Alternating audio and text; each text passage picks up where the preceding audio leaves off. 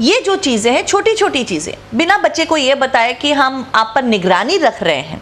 मेरा नाम शकील है, मैं पेशे से टीचर हूँ। ये मेरे बच्चे हैं।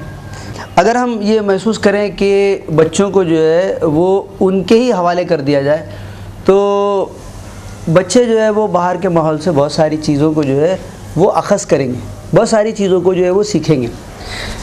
इसलिए मैंने पहले से ही इस बात पर तवज्जो दी कि मैं अपने बच्चों पर जो है वो ज़्यादा से ज़्यादा तवज्जो दूँ। मेरे साथ अल्लाह का फ़ज़ल है, ये है मामला कि मैं जो है वो आधे दिन के बाद जो है वो घर पर आ जाता हूँ। मेरे ज़्यादातर औक़ात जो है वो घर में ही गुज़रते हैं। माँ बाप और बच्चों में जो कोई मेल जोल का वक्त ही नहीं है। बाप सुबह ही सुबह चला जाता है, बच्चे बाद में चले जाते हैं, जब बाप आता है बच्चे सो जाते हैं। क्वालिटी टाइम नहीं होता है अपने बच्चों के लिए। पेरेंट्स के पास टाइम नहीं कि पहले पूरा मई वेकेशन एक महीना नेटिव प्लेस चले जाते थे या घूमने चले जाते थे। पेरेंट्स के पास टाइम नहीं कि हर संडे नेशनल पार्क की पिकनिक में चले जाए सुबह से शाम। अगर ले जाते तो शाम को मॉल में गए, शॉपिंग किए, डिनर किए, पिक्चर देख लिए, सब कुछ उसके मॉल एक गार्डन हो गया है। बच्चों की परवरिश करने के लिए टाइम नहीं है। हस्बैंड वाइफ दोनों काम करते हैं, घर में कोई रहते नहीं है। बच्चे कहाँ जाते हैं, क्या करते हैं, खेलते हैं, नहीं खेलते हैं, कोचिंग में जाते हैं, कोचिंग क्लासेस में जाते हैं या प्राइवेट ट्यूशन में जाते हैं, तो वहाँ पे क्या करते हैं, तो ये कोई कंट्रोल नहीं रहा उनके ऊपर। हमारी खामी कहाँ हो गई कि जो वो कहानियाँ थी वो बंद हो गई, क्योंकि हम एज ए टीचर भी किधर गुम हो गए। राइट, पहले हमारी क्लास में रैपिड रीडिंग हुआ करती थी, स्टोरी टेलिंग हुआ करते थे, बहुत कुछ होता था। बट अब वो खामोश मुतालिया तो किधर खामोशी हो गया। कहानियों की किताबों का जो खानदान में जो था ना, दादी अम्मा, माएँ, वालिद साहब, जो रमज़ान की जो सहरी के बाद के वक्त में पहले वालिदैन बैठ के अंबिया कराम के किस्से सुनाया करते थे, है ना, और रात में वालिद साहब अम्मी पूछते थे, आज दिन जब भी पूछा करते थे। पहले सब अच्छे होते, बट आज एक तो कमाने के पीछे दौड़ है, पैसा, तो माँ बाप के पास वक्त नहीं रहा, बेचारे रोजी रोटी के दौड़ धूप में पिस गए। कम से कम ये हो कि रात का खाना बच्चे और बाप साथ मिलकर खाएं, चाहे बच्चों को वेट करना पड़े, शाम में कुछ और जैसे हल्का फुल्का माँ खिला दे, और फिर रोज़ाना पाबंदी के साथ बाप और बच्चे अगर मिलजुल कर खाना खाते हैं तो उसमें बहुत से मामला तय पाते हैं, जैसे क्या होमवर्क हुआ, क्या कर रहे हैं, दोस्त कौन है, ये सारी मालूमात माँ बाप को हासिल हो सकती है। बच्चों ने माँ बाप को सिखा दिया कि भाई हमें ये चीज़ दो तो हम खुश हैं, हमें मोबाइल दो लेटेस्ट तो हम वेरी हैप्पी, हमें लेटेस्ट जीन्स दो तो वी आर वेरी हैप्पी, हमें बाइक दो तो we are very happy, car अगर हमें मिले जहाँ वो वाली लेवल है वो सोशियो केयर में, सो वी वेरी हैप्पी, हमें अलाउ करो लेट नाइट्स तो वी आर वेरी हैप्पी। आज हमें फला की बर्थडे पार्टी है तो हमें जाना है, तो आई नीड 5000 रुपीज़। पहले एक ज़माने में लोग घरों में जो है दोस्तों को बुलाकर, फ्रेंड्स को बुलाकर, लड़के लड़कियां भी हैं अगर, तो घर में किया करते थे। अब वो विज्ञापन दिखाएंगे कि मैकडॉनल्ड्स में पार्टी हो रही है, तो 3 साल का बच्चा भी है, उसे अपनी बर्थडे पार्टी मैकडॉनल्ड्स में चाहिए। पेरेंट्स को बच्चों को खुश रखना है, क्योंकि नहीं दो तो टेम्पर टेंट्रम्स। उन्हें प्यार दीजिए, बच्चे को सिर्फ प्यार चाहिए, बाद में जो छोटी मोटी गिफ्ट दे दे वो बात अलग है। लेकिन बहुत से माता पिता ये सोचते हैं और बाद में वो बच्चे को पूछते भी हैं कि मैंने किस बात की कमी की थी तुम्हारे लिए। मैं अपनी इस जिम्मेदारी को तो अदा करता ही हूँ, लेकिन इसके साथ साथ मैं ये भी मैंने इस बात की भी कोशिश की है कि मैं अपने औकात का ज़्यादातर हिस्सा जो है वो अपने घर वालों के साथ गुजारूँ। जॉइंट फैमिली सिस्टम था, उसके बहुत बेनिफिट थे, ग्रैंड पेरेंट्स थे, चाचा मामा जो भी थे घर के अंदर, बहुत उसका बहुत बेनिफिट था। आज जो है फैमिली न्यूक्लियर फैमिली होती जा रही है, जहाँ पे सिर्फ माँ बाप है और 1 या 2 बच्चे हैं। पहले जो चॉल सिस्टम होता था तो नेबर्स भी फैमिली मेंबर्स होते थे। एक पड़ोसन देखती है कि पड़ोस का बच्चा जो कीचड़ में खेल रहा है, अगर वो ये कहने की हिम्मत नहीं करती अरे तू क्यों खेल रहा है कीचड़ में, इसलिए कि उसको मालूम है कि पड़ोसन कहेगी अरे मेरा बच्चा खेल रहा है ना, तुझे क्या करना है। ये मेरी वालदा भी हैं, मेरी वालदा भी जो है वो मेरी बच्ची को और बच्चों को जो है वो अच्छी नसीहत करती हैं, जिसकी वजह से उनकी नसीहतों के अच्छे असरात जो है वो मेरे बच्चों पर भी पड़ते हैं। हस्बैंड है वो काम पे गया, वो काम से आया है और काम से आया तो उसने देखा कि बीवी और बच्चे जो है बैठ के टीवी देख रहे हैं, और उसके आने के बाद उसने मुँह हाथ धो लिया, बीवी ने चाय दे दी, वो भी आके गद्दे पे बैठ गया टीवी देख रहा है। एक सीरियल ख़त्म हुआ, दूसरा ख़त्म हुआ, पिक्चर शुरू हो गई, मैच शुरू हो गया, फलाना हो गया। तो कंटिन्यूस वो फैमिली के अंदर इंटरमिंगलिंग है ही नहीं। वो पूरे का पूरा ध्यान जो है वो चला जाता है टीवी के अंदर। पूरी एनर्जी, पूरी रिसोर्सेज, पूरी मेंटल बैलेंस, पूरी मेमोरी आज के वक्त में टीवी में खर्च हो रही है। उसके लिए सरकार कहीं ना कहीं जिम्मेदार है, क्योंकि बहुत सारी कंट्रीज ऐसी है जिसमें सरकार में रेगुलेशन लाया हुआ है कि आपको क्या दिखाना है। आपके बहुत सारे पॉर्न साइट्स वगैरह जो है वैसे उन्होंने ऑलरेडी वहाँ पे बंद कर दिए हैं। टीवी चैनल पे आपके एक सेंसर होता है, सेंसर बोर्ड होता है, जो जितनी एडवर्टीजमेंट आती है या फिल्में बनती है उसको पूरी सेंसर की जाती है। सरकार के जो रूल्स बने हुए हैं उसको प्रॉपरली लागू किए जाते हैं, जबकि यहाँ पे करप्शन इतना है। अब सरकार में खुद में इतना करप्शन है, पुलिस में इतना करप्शन है, ऑफिशियल्स में इतना करप्शन है, ब्यूरोक्रेट्स करप्ट है सब। तो जब इस करप्शन सब जगह है तो मुझे लगता है कि इम्प्लीमेंटेशन का जो मुद्दे हैं वो तो होने ही वाले नहीं है। टीवी मुझे लगता है कि बहुत ज़्यादा इन्फ्लुएंशियल है, ये बहुत पावरफुल मीडियम है। तो बच्चे क्या प्रोग्राम देख रहे हैं टीवी में, या माता पिता बच्चों के साथ बैठकर क्या देख रहे हैं। वो बिग ऐसा प्रोग्राम देखेंगे जिसमें वो डकैत आई हुई है और वो बड़ी शान से कहती है कि मैंने इतने लोगों को इस तरह से मारा, या वो चोर आया हुआ है जो तिहाड़ जेल में सजा काट कर आया हुआ है। तो ऐसे कार्यक्रम घर में देखे ही नहीं जाने चाहिए, और बच्चे अगर देख रहे हैं तो उन्हें रोकना चाहिए। और न सिर्फ ये कहना कि, ऐसे नहीं कहना चाहिए माँ बाप को कि मैं मना कर रहा हूँ इसलिए मत देखो। बच्चों को ये समझाना चाहिए कि उसमें जो दिखाया जा रहा है उसका गलत इन्फ्लुएंस हो सकता है और इसलिए आप उसे न देखें। तो ये जो एक रैपो बिल्डिंग जो कहते हैं, या बच्चों के साथ कम्युनिकेशन करना, उनके साथ दोस्ताना तरीके से बात करना और फिर उन्हें समझाना, ये बहुत ज़रूरी है। अल्लाह का फजल है, मेरे घर में जो है वो केबल टीवी नहीं है, और मैं केबल टीवी को जो है वो पसंद भी नहीं करता। बच्चों को कंप्यूटर का शौक़ था तो मैंने कंप्यूटर जो है वो ले लिया है, लेकिन उसमें जो है वो केबल कनेक्शन को जो है वो जॉइंट नहीं किया। ये एक ऑनगोइंग प्रोसेस है। ये एक दिन में आपने एक बात कह दी, एक भाषण दे दिया या एक मैसेज दे दिया और बात ख़त्म नहीं हो जाती है। उसको आपको रोज़ रोज़ रोज़ देखना चाहिए। जैसे पौधे को रोज़ पानी देना पड़ता है। आप एक दिन पौधे में 10 लीटर पानी डाल दें और फिर सोचें कि 10 दिन की छुट्टी हो गई तो उसमें तो पौधा मर जाएगा। हमारे बच्चे पौधे की तरह होते हैं, उन्हें रोज़ खाद चाहिए, रोज़ पानी चाहिए, रोज़ सूर्य प्रकाश चाहिए। पहले के ज़माने के बच्चों को ड्रग्स वगैरह के बारे में इतना कुछ अवेयरनेस भी नहीं था, मगर आज ये सब इतना नज़दीक आ गया कि समझ लो कि घर के दरवाजे तक आ गया है। तो यानी दूर नहीं कि हमारे बच्चों को हम ड्रग से बचा सके। टेक्निकली 18 के पहले सिगरेट नहीं पी सकते, 21 के पहले अल्कोहल नहीं ले सकते, मगर यहाँ के हमारे हुक्का पार्लर्स में सब कुछ मिल रहा है हमारे 15-16 साल के बच्चों को भी। वो तो 9 से चालू किए थे, उससे पहले तो बस सिर्फ सिगरेट तक थी ज़िंदगी, फिर ड्रग्स, फिर अभी तो सब चलता है जो मिल जाए। फिर स्कूल में तो बहुत अच्छा रहता था, मतलब माँ बाप देखता नहीं थे, कोई देखता नहीं था, पूछने वाला नहीं था। सबको लगता था बच्चे पढ़ने जा रहे, लिखने जा रहे। किसी के अपने माँ बाप तो कुछ कैर ही नहीं करते कि हाँ बच्चा पढ़ने जा रहा है, एकदम अच्छे से डिसिप्लिन यूनिफॉर्म में है, आगे जाके कौन देख रहा है उसके बैग में क्या रखा हुआ है, बुक में क्या है। आज तक कभी बुक में कुछ रखे जाते थे तो हाँ मिल जाता था कहीं से भी। पैसे में तो सब चीज़ मिलता है आजकल, क्योंकि अपना बैग में तो कोई आज तक डालता नहीं था, बोले बुक के अलावा होगा क्या। पहले 7वीं 8वीं में तो सिगरेट रहती थी, उसके बाद तो फिर चिल्ला। तो बच्चा जब डिप्रेस होता है, फ्रस्ट्रेटेड होता है, तो इधर उधर हाथ पैर मारता है, उसको कोई चीज़ ऐसी ढूंढता है कि मुझे कोई चीज़ अलग मिल जाए जो मुझे इस एटमॉस्फेयर से, इस समाज से दूर ले जाए। और जो ड्रग्स बेचने वाले हैं या जो उसके ऑलरेडी आदी हैं वो इसको फ़ौरन चस्का लगा देते हैं, अब बच्चा उस तरफ मुड़ ले जाता है। कुछ बच्चे जो है वो नशे का शिकार हो जाते हैं, कुछ बच्चे डिप्रेशन में जो है वो अपनी सेक्सुअल हदें पार कर लेते हैं। उनको एहसास ही नहीं रह जाता कि ये बुरा काम है या भला काम है, मतलब क्योंकि वो मेंटली उसको समझते ही नहीं कि ये अच्छा है। मैं पान भी नहीं खाता हूँ, सिगरेट भी नहीं पीता हूँ, गुटखा तंबाकू तो बहुत दूर की बात है, इसलिए मेरे बच्चों के अंदर भी वो आदतें नहीं हैं। चंद दिन पहले ये हुआ कि एक लड़की जो कॉलेज में झूमती हुई आई, शाम का वक्त है जबकि कॉलेज ख़त्म हो रहा है, प्रोफेसर्स निकल रहे हैं। अब पता चला कि साहब वो लड़कों के साथ घूमती थी, नशा करती थी। बड़ी देर के बाद उसका पता चला, उसकी आइडेंटिटी कार्ड भी नहीं, बस चले आ रहे हैं इसलिए कि कॉलेज में है। तो ये सारी चीज़ें इसलिए होती हैं कि माँ बाप अपना वक्त लगाते नहीं हैं। वक्त लगाएंगे तो नफ़ा होगा, और अगर वक्त नहीं लगाएंगे और कहेंगे साहब हम पैसे दे रहे हैं, तो पैसों का बहुत ज़्यादा गलत इस्तेमाल हो जाता है। ड्रग्स के एडिक्ट्स रहते हैं, ड्रग्स सप्लाई करते हुए लोग पकड़े जाते हैं और उनको ऐसे ही थोड़े पैसे लेके पुलिस छोड़ देती है। तो ये एक की जगह 2, 2 से 4, 4 से 8 ऐसे बढ़ते ही जाने वाला है। ये न्यूज़ेंस है सोसाइटी में।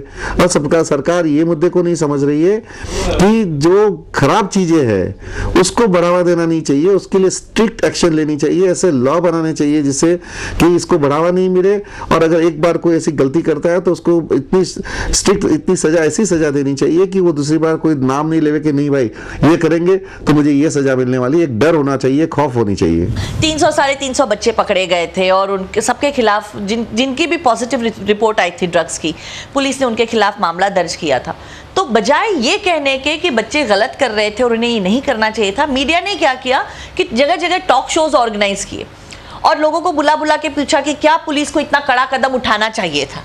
आप देश के कानून को ही क्वेश्चन कर रहे हैं, यानी अगर पुलिस काम न करे तो भी वो बुरी है। और आज जब पुलिस ने मुस्तैदी दिखाई और बहुत सही किया कि आज अगर इन बच्चों को आप पकड़ के 15 दिन जेल में नहीं डालेंगे तो बाद में इनकी जीवन के 15 साल खराब होने वाले हैं। तो बजाय ये कहने के कि पुलिस ने बहुत अच्छा काम किया और जो देश का कानून है उसे लागू किया, मीडिया क्या कह रही है कि पुलिस ने ज़बरदस्ती कर दी, बहुत हाई हैंडेड बिहेवियर था, पुलिस को इतना नहीं करना चाहिए था। तो बच्चों के पास मैसेज क्या जाता है कि पुलिस गलत है, मीडिया सही है और ये तो हमारी फ्रीडम है, हमारी लाइफ है, हम चाहे जो करें। मैंने 2 बार मार खाया, 9th में 1 बार खाया था और 1 बार 11th में। ये तो सादा स्कूल में होता, कॉलेजेस का इतना कुछ नहीं, सब अक्ल आ जाती है सबको फिर।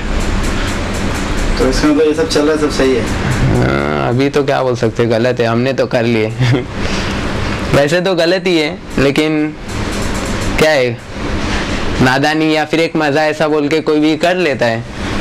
आजकल के बच्चों की जब कंपैरिजन करते हैं दूसरे बच्चों को देखते कि भाई डिज़ाइनर क्लोथ्स पहन रहे हैं, डिज़ाइनर घड़ियाँ हैं, मोबाइल फ़ोन्स हैं, एक से एक मोबाइल फ़ोन। ये नहीं कि भाई चलो सिंपल 1000-2000 रुपये वाला। एक फ्रेंड ने 25,000 रुपये वाला लेटेस्ट मोबाइल लिया तो वो भी बच्चा कहेगा कि हमें ये चीज़ मिलेगी तो ही हम पढ़ाई करेंगे, और ये नहीं हुआ तो हम कॉलेज जा ही नहीं सकते, इसके बगैर हम कैसे जाएँ, हमारे दोस्त लोग हंसेंगे हमारे ऊपर। और कॉलेज जाने के लिए नहीं हम बस में क्यों जाएँ, हम ट्रेन में क्यों जाएँ, हमें बाइक चाहिए, मोटर बाइक चाहिए, भले वो 16 साल का हो, भले अभी तक उसको लीगली अलाउड नहीं हो। सादा जिंदगी जिएंगे, टीवी कल्चर को जाएंगे तो वो इतना जबरदस्त झूठ बताते हैं कि सचमुच वो जिंदगी नहीं, लेकिन वो वहाँ का जो लाइफस्टाइल देखकर हम सब समझते वही सब मिलना चाहिए। पहले जिंदगी सादा होती थी, भूखे पेट भी रहते थे तो आपस में बातचीत करते थे और कहते थे भूख नहीं लगी है अगर कमी होती तो, लेकिन आज बहुत जरूरी है कि कुछ ना कुछ होना चाहिए और वो भी बहुत अच्छा होना चाहिए। घर में कपड़े भी दूसरे के देखकर लाइफस्टाइल को हाई कर रहे हैं वो, तो ये बदलाव कब आएगा और सब कुछ तब बहुत अच्छा होगा।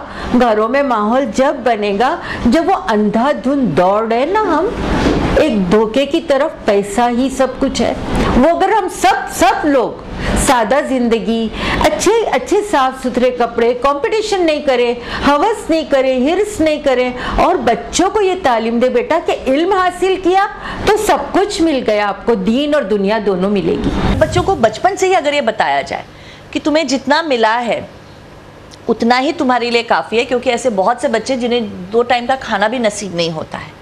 जब बच्चों को ये बात समझाई जाए कि ये तो तुम्हारा सौभाग्य है कि तुम इस घर में पैदा हुए हो, क्योंकि आप कहाँ पैदा हुए हैं आपके कंट्रोल में नहीं है, आपको कैसे माँ बाप मिलेंगे ये आपके कंट्रोल में नहीं है। तो बच्चों को अगर शुरू से ये बताया जाए कि देखो दूसरे बच्चों की हालत देखो, अनाथ आश्रम में पढ़े हैं कि ऐसी स्कूल में पढ़ रहे हैं, उनके माता पिता इतने गरीब हैं, बड़ी मुश्किल से एक टाइम का खाना खाते हैं, लैंप पोस्ट के नीचे पढ़ के बच्चे 10वीं में टॉप कर जाते हैं। ये जब उदाहरण मीडिया में आते हैं ना तो माता पिता को उस पर हाईलाइट करना चाहिए, नेगेटिवली नहीं, ये नहीं कि देखो तो लैंप पोस्ट के नीचे पढ़ के 10th में आ गया तुम तो फेल हो गए, इस तरह से नहीं, लेकिन ये बताना कि देखो इस तरह के भी बच्चे हैं। ये जो थिंकिंग है इसमें सबसे बड़ा रोल मेरे पेरेंट्स का है। मेरी मम्मी हमेशा बचपन से उन्होंने मुझे ये बताया कि बेटा तुम पढ़ाई कर रही हो तो ये सोच के मत करो कि मैं पैसा कमाऊंगी या फिर मेरा इतना नाम होगा, बट ये सोच के पढ़ो कि यही पढ़ाई से मैं दूसरों की मदद कर सकूं। वो ज़माना और था जहाँ पर जैसे हमने ऋषि मुनियों का भी देखा है, हाँ, उस्तादों के बारे में देखा है कि भाई ये एकदम जो उस्ताद रहते थे, जो ऋषि मुनि रहते थे, जो आचार्यास रहते थे, और पूरे एक बच्चे को अपना बच्चा की तरह ले लेते थे। यानी ये समझो कि माँ सेकेंड पेरेंट्स बन जाते थे और पूरा मोल्ड करते थे बच्चे को, पूरा डेवलप करते। लेकिन आज जो है वो एक काम करने आते हैं और काम करके चले जाते हैं, उनको कोई फ़र्क नहीं पड़ता कि बच्चा किस किस्म से उनकी चीज़ों को ले रहा है और अपनी ज़िंदगी में इम्प्लीमेंट करने जैसी कोई चीज़ वो उनको बता भी रहे हैं कि नहीं बता रहे। माहौल बदल सकता है, बदलाव आ सकता है, बशर्ते कि कम्युनिटी सेंटर हो जाए स्कूल। प्रिंसिपल्स, टीचर और प्रिंसिपल, हमारी टीम ये दर्द रखे सिंसियरली 6 आवर्स स्कूल में हमारे दर्द के साथ जाएं, बच्चों की फिक्र, पेरेंट्स की फिक्र और मुस्कुराहटें। तो ये टीचर और प्रिंसिपल और स्कूलों की जिम्मेदारी है, चाहे हमको जो सैलरी स्केल मिले। बट अगर हमने ये अंबिया का जो रास्ता अपनाया है और ये मौलिम बने हैं, तो हम समझ लें कौम का दर्द रखें और हम सुधारने की कोशिश करें। पेरेंट्स हों, चाहे टीचर्स हों, या हमारे पॉलिटिशियंस हों, पॉलिसी मेकर्स हों, आम आदमी में ये समझ आनी चाहिए कि जो हो रहा है वो गलत हो रहा है। और जब ये समझ आ गई, उसके बाद हम उसको रोकने के लिए आगे बढ़ सकते हैं। तो मेरा सजेशन तो ये है कि जितने माता पिता जो इसको देख भी रहे हैं या जो अपने आसपास के सराउंडिंग्स को समझ रहे हैं, सबसे पहले उन्हें ये करना चाहिए कि अपने घर को बचाना चाहिए। अपने बच्चों पे ऐसे संस्कार डालें, बच्चों पे नज़र रखें, बच्चे किससे मिल रहे हैं, क्या कर रहे हैं, अगर उसने पैसे लिए हैं घर से, उस पैसे का उसने क्या किया वो पता होना चाहिए। तो माँ बाप जब एक बार ये बात समझ लेंगे या टीचर्स जब ये बात समझ लेंगे, तो वो उसको लागू करना, और ऐसे नहीं कि आपने एक बार समझा दिया और उसके बाद बात खत्म हो गई। ये पुश बटन टेक्नोलॉजी तो है ही नहीं, सोसाइटी है, ह्यूमन बीइंग्स है, it takes a longer time. आज सोसाइटी बहुत बिगड़ चुकी है, तो दुरुस्त करने के लिए और ज़्यादा टाइम लगेगा। यानी एक चमन को या एक बाग को जो है उजाड़ना बहुत आसान है, लेकिन उसको चमन को लगाना या उसको नशोनुमा देना बहुत मुश्किल काम है। अगर यही सब चलता रहा तो धीरे धीरे भारत, हमारा देश जिस बुनियाद पे खड़ा है, अगर उस बुनियाद को ही ख़त्म कर देंगे तो फिर तो हम कहीं के भी नहीं रहे। और वेस्टर्न कंट्रीज़ में क्या है कि उनका कल्चर ख़त्म हो गया हो, लेकिन उनके पास पैसा इतना था कि वो चीज़ों को अपने पास ला सके, वो ख़रीद सके। हमारे पास तो इतनी खरीदने की पावर भी नहीं है। वहाँ पे वो उसको छोड़ रहे हैं और हम इंडिया में उसको एक्सेप्ट कर रहे हैं। तो ऐसा हो रहा है कि जो बातें हमको नहीं करनी चाहिए वो हम कर रहे हैं आजकल। मॉडर्नाइजेशन का नाम दे के जो फैशी अंदर घुस रही है कैंपस में, सेम वेस्टर्न कल्चर की तरह है। लेकिन अगर हम लोग उधर देखें एक बार, तो आज उन लोग नंगेपन से परेशान हो चुके हैं। नाउ दे आर सर्चिंग, मतलब अब उन लोग कोई शांति का रास्ता ढूंढ रहे हैं। तो क्यों ना हम लोग पहले ही वो सब चीज़ों से, उन लोग खड्डे में गिर रहे हैं तो हम लोग पहले ही अपने आप को बचा कर दीन की तरफ आए। हमारे घरों में दीनी मैगज़ीन ख़रीदने का कोई एहसास नहीं है कि साहब दीनी मैगज़ीन ख़रीदी जाएं, बच्चों को पढ़वाई जाएं। और दीनी मैगज़ीन भी हर स्टेज के हैं, ऐसा नहीं कि बहुत हाई लेवल के हैं या रिसर्च वैल्यू के हैं। ये मैं खुद बचपन से जो है पढ़ता रहा हूँ, मतलब तो ये जहन साजी करता है। जैसे ईमानदारी, सच्चाई, नेकी, ये बुनियादी जो इखलाकी चीज़ें हैं वो इन रिसालों में जो छपने वाली कहानियाँ होती हैं, वो कहानियाँ जो है गैर महसूस तरीके पर बच्चों के अंदर जो है वो चीज़ डाल देती है। तो ऐसे दीनी मैगज़ीन बच्चों के नाम से मंगवाया करें। यानी पोस्ट वाला जब लाए, जैसे किसी का नाम सलीमा है तो सलीमा के नाम से आए, बाप के नाम से ना आए। तो बच्चों को एक अट्रैक्शन पैदा होता है कि भाई ये किताब मेरे नाम से आ रही, तो आखिर है क्या इसमें, तो देखने की ख्वाहिश होती है। उनकी फिज़िकल हेल्थ के लिए जितना हम बहुत कुछ करते हैं, उनकी इमोशनल और साइकोलॉजिकल हेल्थ के लिए भी उतनी ही तवज्जो दी जाए, उतनी ही मेहनत करे। तो मैं समझता हूँ हमारा आगे वाला जनरेशन है बहुत ही हेल्दी, बहुत ही स्टेबल, बहुत ही रिस्पेक्टफुल एंड बहुत ही आगे चल कर के हर तरीके से वो लोग अपने करियर और अपने लाइफ में अव्वल दर्जे में आएंगे। मैंने टीचिंग का पेशा लिया तो मेरा जिम्मा बन जाता है कि मैं बदलाव में खुद इन्वॉल्व हो जाऊं, और अगर मैं उसमें इन्वॉल्व नहीं पाई और मैंने बदलाव की एक रत्ती भर कोशिश की कि नहीं की, आई एम अ फेलियर। और आज समाज बुरा है तो मैं एज ए टीचर कहूँगी I am a failure, to be very honest. कि कोई भी चीज़ हम तब बदल सकते हैं जब हमें पता हो कि हमें बदलाव चाहिए। हमारे देश में आज समस्या ये है कि हमने जिसको कहते हैं कि जो स्थिति जैसी है उसको वैसे ही मान लिया है, एक्सेप्ट कर दिया है, जिसको कहते हैं कि हम कॉम्प्लेसेंट हो गए हैं कि जो जैसा चल रहा है उसे वैसे ही चलने दो। तो सबसे पहली ज़रूरत